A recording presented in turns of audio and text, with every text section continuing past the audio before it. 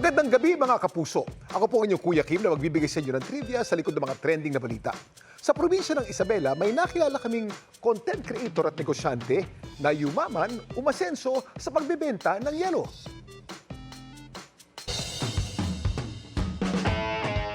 Hot na hot daw ngayon ang negosyo ng content creator mula Rojas, Isabela na si Jodeline. Hindi man lalamig lalo't umiinit ng panahon. Ang kanya kasing binibenta, ice o yelo. Kada araw, umaabot ng 500 piraso ang ice na kanyang nabibenta. Ang mga binebentahan lang po namin dati, mga kapitbahay lang din po namin. Ngayon, ang mga binabagsakan kasi namin, nagbebenta ng fish. Ang yelo daw kasi ni Jodeline o Miss Yelo sa kanyang mga followers, di hamak na mas malaki. Kaya bilang sa ganitong buntis na yelo. Pagkatapos nga niyang pisilin ulit ay nilagyan niya ulit ng tubig, saka naman niya itatali para naman magmukha talaga siyang malaki.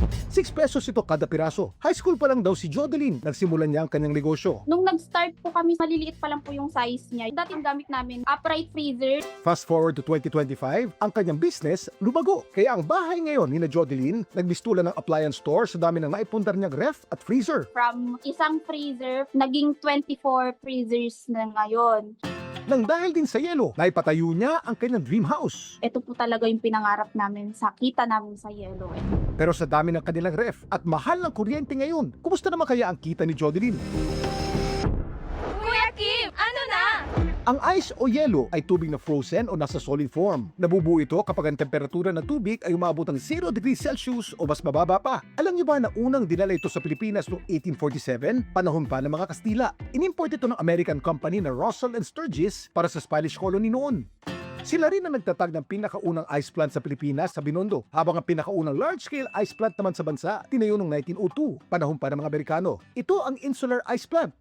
Samantala, kumusta naman kaya ang kita ni Jodeline ay napakamahal na ng kuryente? Kapag yung bill po namin sobrang taas, na ipangbabayad lang din po namin yung kikitain sa kuryente. Pero hindi naman po every month ganun. May mga buwan naman po na kikita kami ng 5 digits. Pero alam niyo ba bakit para ang sarap-sarap uminom ng malamig na inumin, lalo na yung may ice, tuwing mainit ang panahon? Kapag tayo'y naiinitan, nakasanayan na nating uminom ng malamig na inumin. Napapababa kasi nito ang internal temperature sa ating katawan. Kapag tayo'y umiinom ng malamig, may cooling effect ito sa ating bibig, lalamunan at tiyan na nakapagbibigay sa atin ng pansamantalang ginhawa mula sa init. Samantala, para malaman ng trivia sa likod ng viral na balita, i-post o i-comment lang, #Kuya Kim. Ano na? Laging tandaan, importante ang may alam. Ako po si Kuya Kim at sagot ko kayo, 24 oras.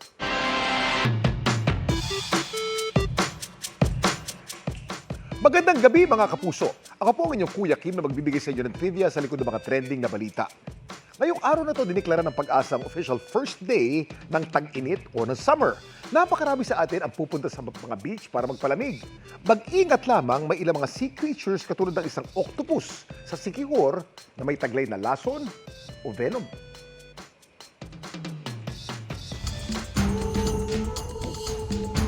Malamang sa malamang, dumaan na rin sa mga timeline ng FYP ninyo ang islang ito.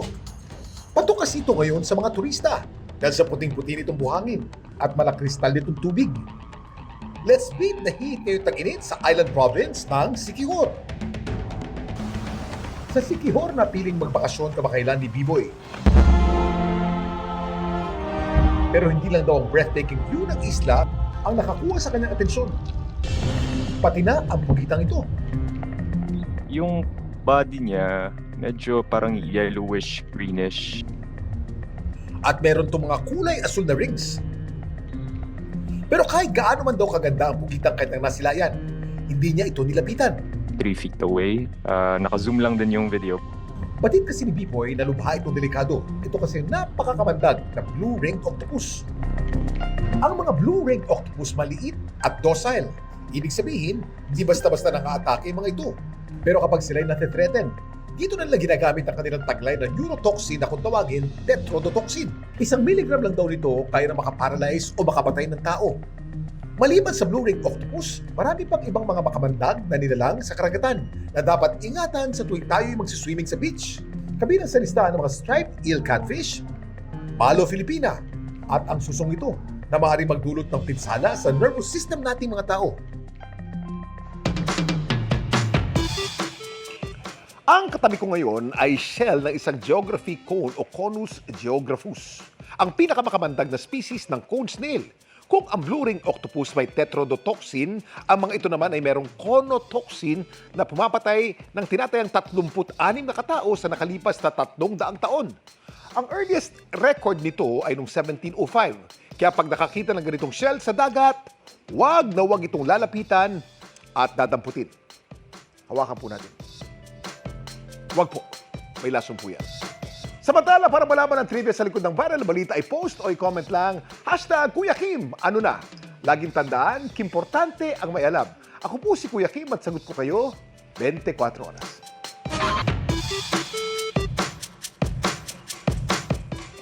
Magandang gabi mga kapuso. Ako po ang inyong Kuya Kim na magbibigay sa inyo ng trivia sa likod ng mga trending na balita.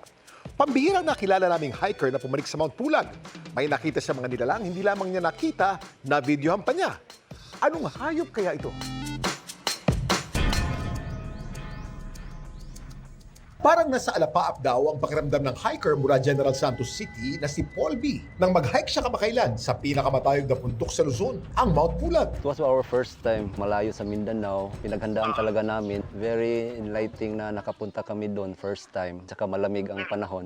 Ang view sa trail, makapigil hininga. Kaya di na siya nagduda kung bakit binansagan itong playground of the gods. Maganda yung may sun, fine weather. Makikita mo ba on the left side yung mga farming. Pero habang sinusuyo daw ng kanilang grupo ang Mossy Forest Trail, may tila gusto raw makipaglaro sa kanya. I was thought was a kabayo or kambing na nandyan lang together with the farmers.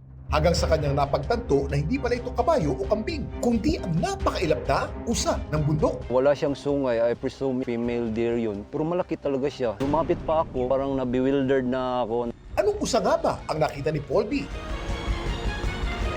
Kuya Kim, ano na? Ang naispatan ni Paul B sa Mossy Forest Trail ng Mount Pulag, isang Rusa Mariana o Philippine deer. Kilala din ito sa tawag na Philippine sambar at Philippine brown deer. Sila ay mga nocturnal. Gising sila sa gabi para maghanap ng makakaing damo, dahon at prutas. Tuwing umaga naman, sila ay magpapahinga sa kagubatan. It's a natural behavior of usa na maging elusive or medyo maging mailap sa mga tao. Itong mga usa na to, they were usually hunt. Pag may nakikita silang tao, akala nila sila ay sasaktan, may nakikita silang kakaiba, is for them to have their what we call a fight or flight reaction. Ang Philippine deer, endemic o sa Pilipinas lamang mahahanap. Sila ay nakatira sa mga isla ng Luzon, Polillo at Catanduanes, Mindoro, Samar, Leyte at Mindanao. Pinaniniwalaan namang sila ay posibleng extinct na sa Bohol at Marinduque, habang diniklara naman silang extinct na sa Biliran. Ayon sa IUCN, vulnerable na ang mga Philippine deer at kabilang sa mga banta sa bumababa nilang populasyon ay ang pagkasira ng kanilang tirahan o habitat loss. Isa yun sa mga pwede natin gawin no, as a part of conservation to protect our mountains, to protect their natural habitat, not least to preserve this particular vulnerable animal. May isa pang species ng usa na makikita dito sa Pilipinas at may ispatan ito sa bago nating pera.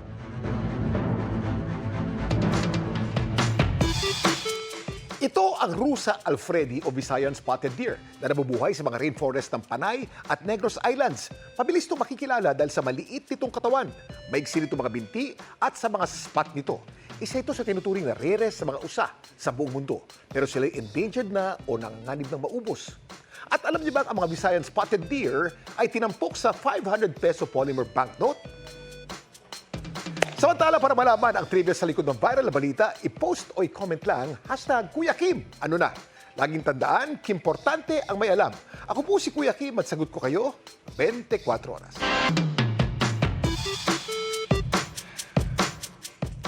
Magandang gabi mga kapuso. Ako po ang inyong Kuya Kim na magbibigay sa inyo ng trivia sa likod ng mga trending na balita. Sinong best friend mo? May nakilala kaming bata sa Bukidnon ng BFF, isang kalabaw. How? Na kalabaw. Ang best friend ng batang si Jewel, mabait, maamo, at masipag daw. Ito ang kanilang alagang kalabaw, si Kaw Kaw. Laging araw sila nagbabanding sa kanilang bukid sa Libon na Bukidnon. At sa tuwing uuwi si Jewel galing eskwela, Excited daw siyang sinasalubong ng alaga. Nagulat ako at masaya kasi madaming natuwa. Si Kao Kao kalabaw daw talaga ng tsuhi ng kanyang ina. Dati pinagbabawalan pa raw si Jewel na lumapit kay Kao Kao. Di pa po ako nagtitiwala po kay Kaukaw kasi mataas po yung sungay niya, baka masungat. Pero si Jewel palihim palang nakikipaglaro sa alaga. Linalapitan ko siya. Kau, laro tayo, Kau. Sinabi niya sa akin, ganito lang. Hanggang sa mapansin na lang nila, naging close na ang dalawa. Basta marinig niya talaga yung boses ni Jewel, sobrang excited na po siya. Excited siya, baka siguro alam na ni Kaukaw na si Jewel, inaalagaan siya, minamahal siya. Masaya po ako, nakalaro ko si Kau at nagbabanding kami. Kaya kayod kalabaw daw ang pag-aalaga ni Jewel kay Kao Kao. Hindi ko po siya pababayaan hanggang sa pagtanda ko. Alam niyo ba na ang mga kalabaw, pinakilala sa Pilipinas doon pang 300 BC ng mga Malay at Chino na naninirahan sa ating kalupaan? Mula noon, naging kaagapay sila ng ating mga magsasaka sa mga sakahan. Kaya sila'y naging simbolo ng kasipagan nating mga Pilipino. Malaki din ang papel na ginagampanan nila sa buhay ng marami nating kababayan. Nagbibigay kasi sila ng karne at gatas at nagsisilbing transportasyon sa mga kanayunan. Kaya naman para ipagdiwang ang kahalagahan ng mga kalabaw, may taunang pista sa isang bayan sa Bulacan kung saan pumaparada ang mga bida ng sakahan.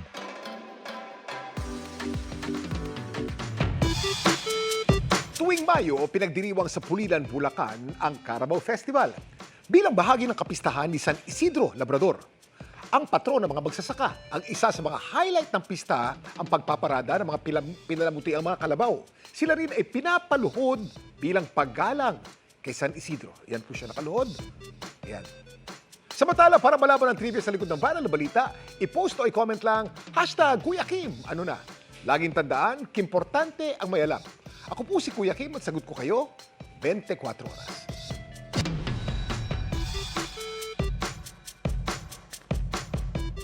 Kung pahabaan lang ng buntot ang labanan, abay perfect contender dyan ang isang pusa sa Amerika. Nakakuha pa nga yan ng world record. Kuya Kim, ano na? Ang pusang ito agaw pansin. Hindi lang kasi siya cute at fluffy. Ang kanya ring buntot, abay, napakahaba.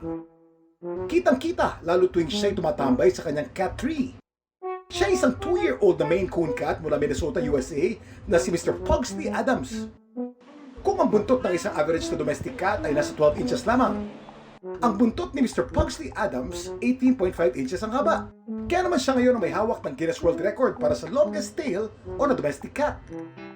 Si Mr. Pugsley Adams, isang Maine Coon cat, ang isa sa pinakamalaking domestic cat breed sa buong mundo. Ang adult Maine Coon maaaring humaba ng hanggang 40 inches. Pero wag ka! Kahit ganito sila kalaki, napakalambing at playful ng mga pusang ito. Kaya gentle giant sila kung ituring. At alam niyo ba, ng kanila namang napakakapal na balahibo, water resistant, kaya marahil napakahilig ng mga ito sa tubig at napakahusay rin lumangoy. Ito po si Kuya Kim na nagpapaalala, meron tayong sangkatutak na rason para mahalin ang mga pusa. Deserve nila ang ating malasakit, pagmamahal at kalinga. May breed man sila o wala.